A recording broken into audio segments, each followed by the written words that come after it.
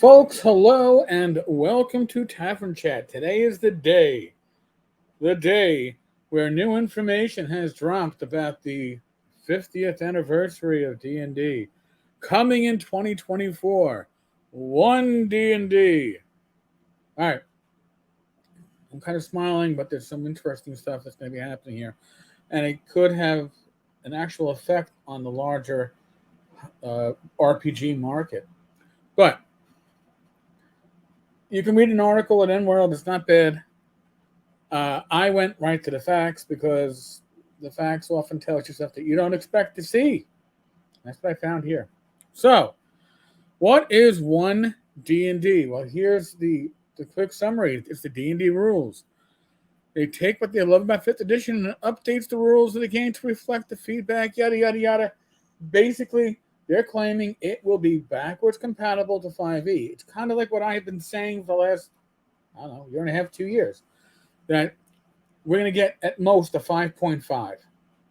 It's going to be a repackaging. It's going to not change the rules. It will change the presentation. It will change the fluff. It'll change things like, well, orcs aren't necessarily evil, which we've already had happen, right? Well, I haven't. I don't play 5e. But if you play 5e, you've had that happen to you, right? So this is that's not a surprise as far as I'm concerned. They're not going to kill the golden goose that lays the golden eggs, and 5e is gold. D&D Beyond. Well, we knew something happened with D&D Beyond when they bought out D&D Beyond. This will be the platform for your digital D&D collection, content, and tools. All right. D&D digital play experience. What the hell is a digital D&D play experience? Or D&D digital play experience. My bad.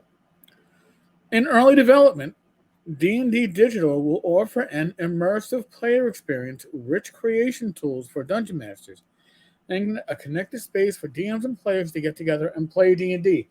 It is a VTT. Now, there goes, what is one D&D introducing a new edition of D&D? Again, they've learned, they've seen what happened with Paizo, going from 1E to 2E with Pathfinder and not being backwards compatible. They know themselves when 3.5 went to 4E and not being backwards compatible. They've seen it. And why ruin something that's good when you can just reskin it? They're going to reskin it.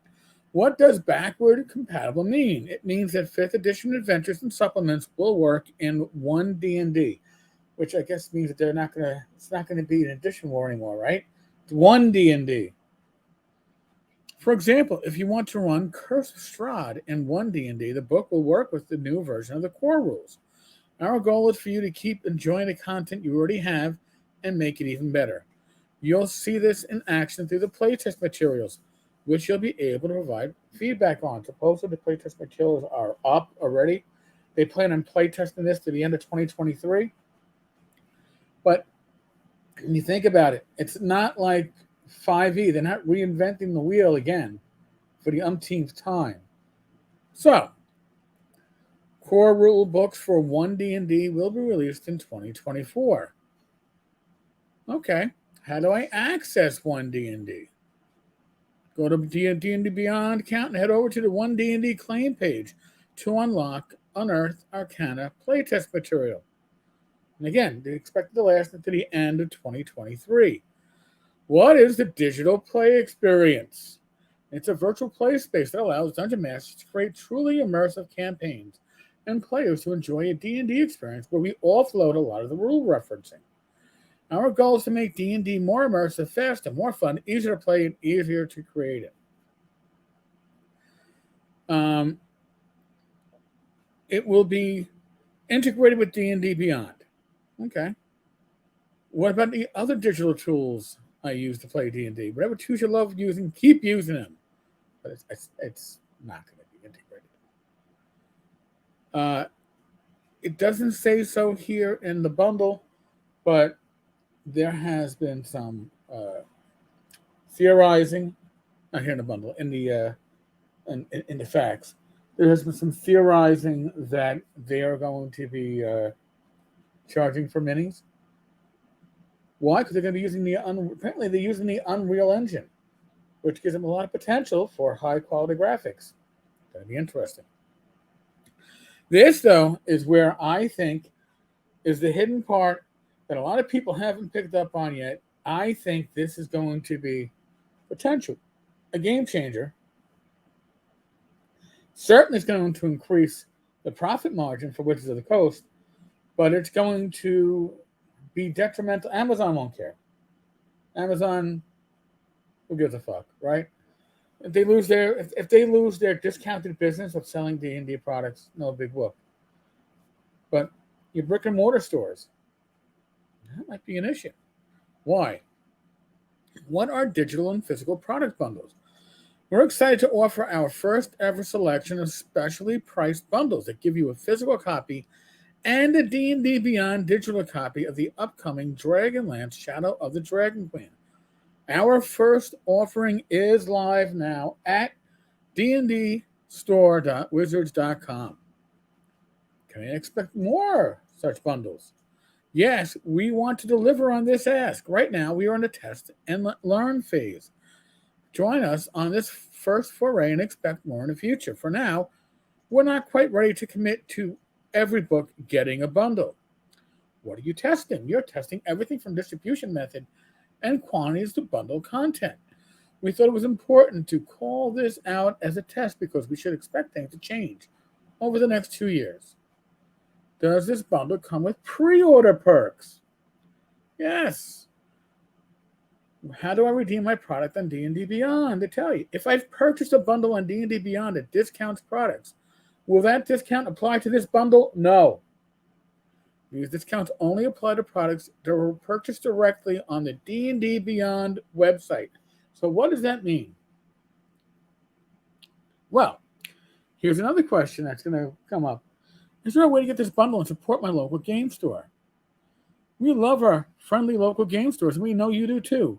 But at present, this test bundle is limited to online purchases directly from Wizards. It is not available through any other store or marketplace. Folks, that is interesting.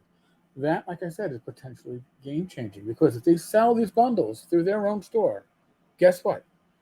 They're no longer going to have to. They no longer have to sell it at a wholesale discount price, right? $50 book being sold for, I don't know, $22 to Amazon, who then sells it for $29, even though it's a $50 retail. Amazon's not going to worry about the lost business. But your retailers, if I can get the same content and get more for my money directly through Wizards, why would I go to the friendly local game store? Again, that could change.